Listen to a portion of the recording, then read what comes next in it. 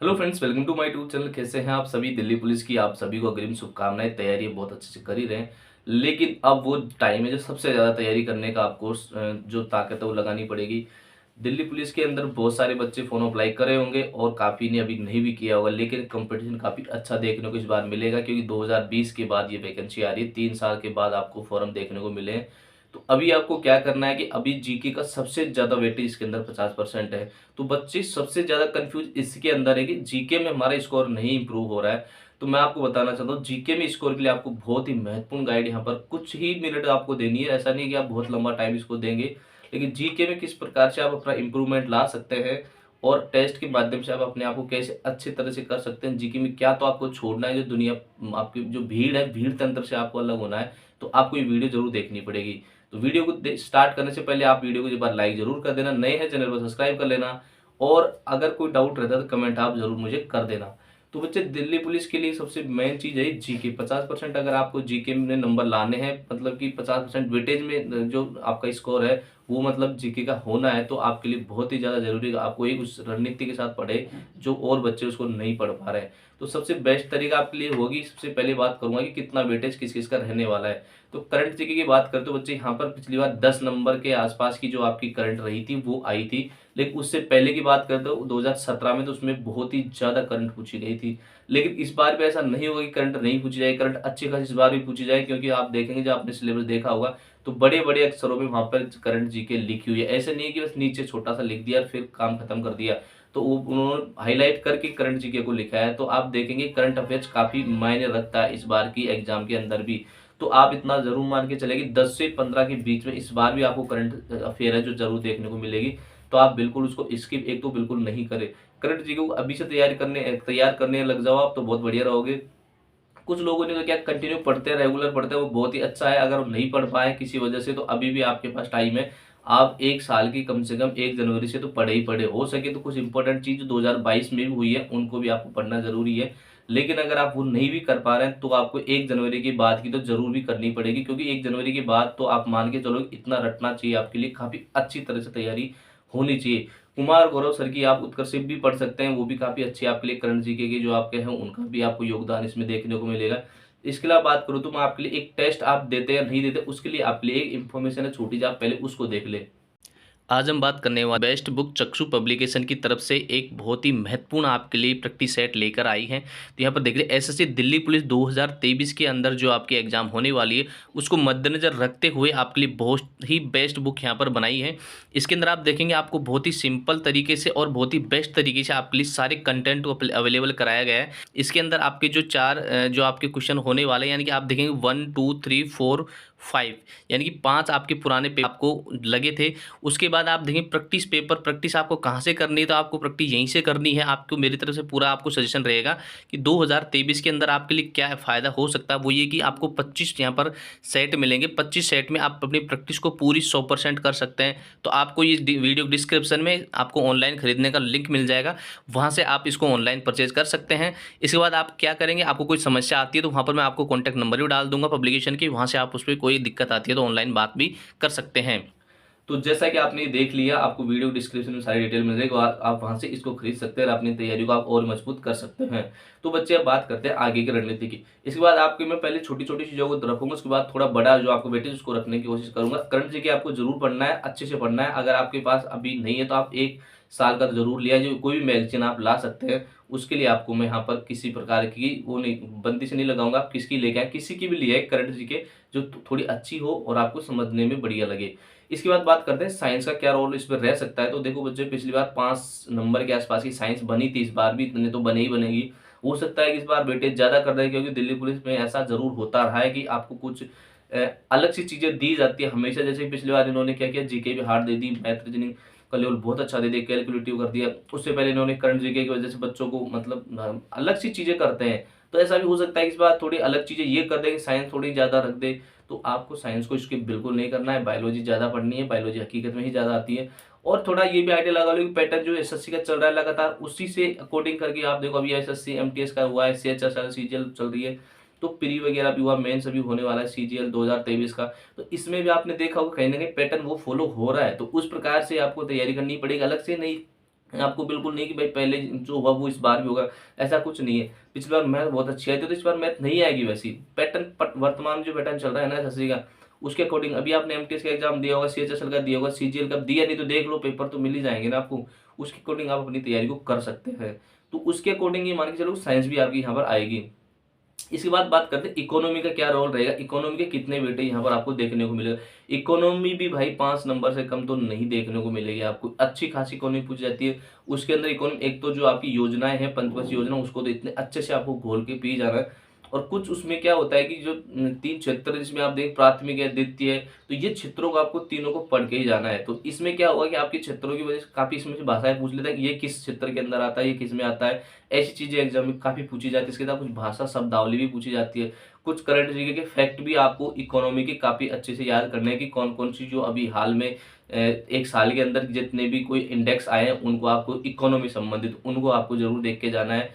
किस भारत की विकास दर के बारे में किस किस ने रिपोर्ट में कितना कितना बताया, आरबीआई की तरफ से कितना आया, आईएमएफ की वजह से कितना आया। तो हर जगह जगह प्लेटफॉर्म पे जो भारत के बारे में इकोनॉमी के दृष्टि क्षेत्र से कुछ भी है, कुछ बुक्स वगैरह अगर किसी ने लिखी है उस पर, तो उसको भी आपको कमांड में लाना है। यानी इकोनॉमी को भी थोड़ा आपको जरूर पढ़ना है। रही बात आपकी हिस्ट्री, सबसे ज्यादा मॉडर्न हिस्ट्री का पैटर्न पैटर्न आपको फॉलो करना, उसमें आपको जरूर पूछा जाएगा, बिल्कुल आप निश्चिंत होकर उसको पढ़े। और हिस्ट्री के अंदर इसमें सबसे ज्यादा वेटेज आपको रखा जाए। ज्योग्राफी का फिर भी थोड़ा कम वेटेज रख सकते हैं आप।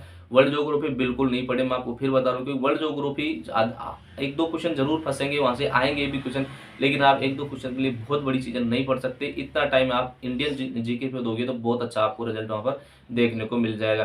तो इंडियन जो आपकी ज्योग्राफी है और उसको आपको पढ़ना ही पढ़ना है, लेकिन हिस्ट्री को भी आपको काफी अच्छे से, मॉडर्न हिस्ट्री सबसे ज्यादा पढ़नी है आपको, क्योंकि उसमें सबसे ज्यादा क्वेश्चन बनता है। ओल्ड हिस्ट्री की बात करें तो उसमें भी आपको पढ़ना है, लेकिन मेन मेन चीजों को देख लेना है। ऐसे नहीं कि भाई उसको बार बार 10 बार नहीं पढ़ने की जरूरत है, लेकिन 10 बार अगर पढ़ने की जरूरत है, मॉडर्न हिस्ट्री को काफी ज्यादा पढ़ने की जरूरत है। तो वो आपको उसमें पढ़ना है। स्किप अगर आप नहीं करना चाहिए, मुझे नहीं लगता कि आप किसी भी चीज को स्किप कर सकते हैं इंडियन जीके के अंदर, तो आपको नहीं करना है। जो चीजें हैं स्किप करने वाली मैं आपको बता दूंगा यहाँ पर। अगर आपके पास लूसेंट है तो आप उससे पढ़ ले, लेकिन एक चीज जरूरी, एक ही किताब को आप 2-3 बार पढ़ लो। आप, मैं एक चीज बताना चाहूंगा कि आप 2-3 किताबों को एक एक बार पढ़ोगे ना, कुछ फायदा नहीं होगा। लास्ट में आप बोलोगे कि सर रिवीजन ही नहीं हुआ हमारे, कुछ याद ही नहीं हो। तो सबसे बड़ा रीजन यही रहता है कि आप एक चीज को 10 बार पढ़ो। 10 चीजों को एक एक बार पढ़ने से कोई फायदा नहीं है। छोटा सा उदाहरण आपके लिए दूंगा मैं। आपको अगर 10 फीट का गड्ढा करना है, तो आप एक ही जगह 10 फीट खोद दोगे तो आसानी से हो जाएगा। लेकिन अगर 1 फीट यहाँ, 1 फीट वहां, 2 फीट वहां, तो ऐसे करके तो आप कहीं नहीं पहुंच पाओगे, वहीं रह जाओगे। तो ऐसा बिल्कुल नहीं करे। एक चीज को चाहे 10 बार पढ़े, विश्वास करके पढ़ना पड़ेगा, ये मैं कह सकता हूँ। और मैं जिस बुक पे पढ़ रहा हूँ, जिस टीचर से पढ़ रहा हूँ, वो पढ़ा रहा है, बेस्ट पढ़ा रहा है। तो ऐसा करोगे तो ज्यादा फायदा होगा। नहीं भटकते रहो इधर उधर, बहुत ज्यादा टाइम है नहीं, अब टाइम यूं ही निकल जाएगा। तो इसलिए ये आपके लिए ज्यादा जरूरी है। रही बात पॉलिटिकल की, तो पॉलिटिकल बहुत इजी सब्जेक्ट है। ऐसा बिल्कुल नहीं है कि आपको इसमें कुछ ज़्यादा दिक्कत है, बहुत छोटा सब्जेक्ट भी है। तो इसको आप रट ले। और अनुच्छेद, वैसे अनुच्छेद सभी को याद है कि भाई किसी से पूछे 20 में क्या है, 21 में क्या है, 25 में क्या है, 28 में क्या है, 29 में क्या है, 32 में क्या है, 38 में क्या है, 40 में क्या है, 42 में, 44 में, 51 में, 51 क्या है। तो ये थोड़े थोड़े मैन मैन तो है आपको सभी को, ये तो आपको याद होने की चीज में तो कोई दो राय नहीं, क्योंकि एक दो क्वेश्चन इससे भी बन जाएगा। लेकिन कुछ इंपॉर्टेंट है, जैसे आपसे पूछ लिया जाएगा कि 87 क्या है, तो आपसे पूछे 91 क्या है, तो आप ऐसे जो आर्टिकल है जो आपको नहीं याद है बहुत, क्योंकि ये इंपॉर्टेंट नहीं रहे एग्जाम में, आए नहीं है पहले भी, और आगे भी इतने हर एग्जाम में नहीं आता है। तो पिछली बार ऐसा भी हुआ है, इस बार भी हो सकता है। तो ये चीजें थोड़ा करेगा आप, जो मतलब कि लोग नहीं पढ़ते हैं ना, ऐसे जो बिल्कुल इंपॉर्टेंट, कम कम से इंपॉर्टेंट लगते हैं, उन आर्टिकल्स को आपको देखना एक बार जरूर है। एक दो बार देख लेंगे तो आप ऑप्शन एलिमिनेशन से जो आपका है वो आप उसमें कर पाएंगे। आपको एक ऑप्शन में 85 दे दिया था, आपको पता है 85 में क्या है, तो ऐसे करके आप उसको कर पाओगे। तो पॉलिटिकल को आप पढ़ना ही पढ़ना है। प्रस्तावना को थोड़ा अच्छे से देख लेना है, प्रस्तावना की भाषा कहाँ से ली गई है, समवर्ती सूची वगैरह ये कहाँ से ली गई है। तो ये थोड़ा जो बेसिक है ना, इनको भी थोड़ा पढ़ लेना। डेट वगैरह है, ये है संविधान की जो इंपॉर्टेंट चीजें, जैसे राष्ट्रपति है उसके बारे में कई कंफ्यूजन हो जाता है कई को कि उसकी एज का है। एज वाले क्वेश्चन भी कई बार पूछ लिए जाते हैं कि वो तो इजी है, बट हो जाती है गलती है। तो थोड़ा उसको ज्यादा मोटी सब्जेक्ट नहीं है, छोटा सब्जेक्ट है, बट उसको पढ़ लेना थोड़ा सा आप अच्छे से। इसके बाद बात करते हैं ज्योग्राफी। तो भाई ज्योग्राफी आपको पढ़नी है, नदी है, पहाड़ है और दर्रे हैं, और आपकी जो ये तो थोड़ा ज्यादा ही पूछा जाता है इसमें। कृषि संबंधित जरूर पढ़ के जाना। आप कृषि से जितने भी क्वेश्चन बनते हैं काफी अच्छे क्वेश्चन बन जाते हैं। फसलों के बारे में क्वेश्चन बन जाते हैं, मिट्टी के बारे में क्वेश्चन बन जाते हैं। मिट्टी को बिल्कुल नहीं छोड़ना है आपको कि कौन सी कहाँ कहाँ क्या पाई जाती है, किस फसल के लिए कौन सी उपयुक्त है, तो ये आपको पढ़ के जाना है। इसके बाद आप की बात करूंगा मैं पंचवर्षीय योजनाओं के अंदर। वैसे आ जाएंगी चीज़ें, लेकिन उद्योग जितने भी लगे हुए हैं जो इकोनॉमी आ जाएंगे उनको ज़रूर आपको पढ़ के जाना है।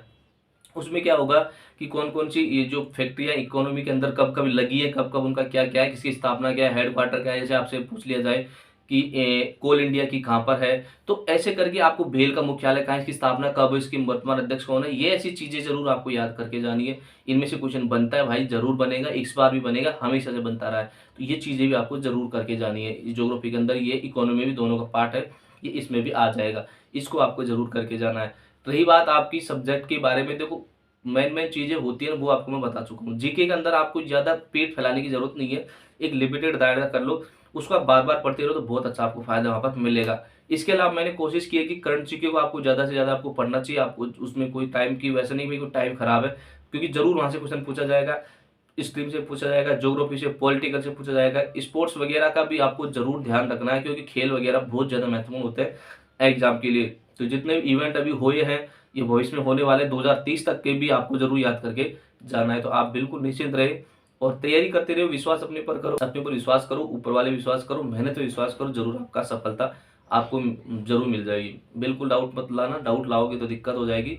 और कोई डाउट आपके मन में है तो आप मुझे कमेंट बॉक्स में कर देना, ज़रूर आपकी मैं हेल्प करूँगा।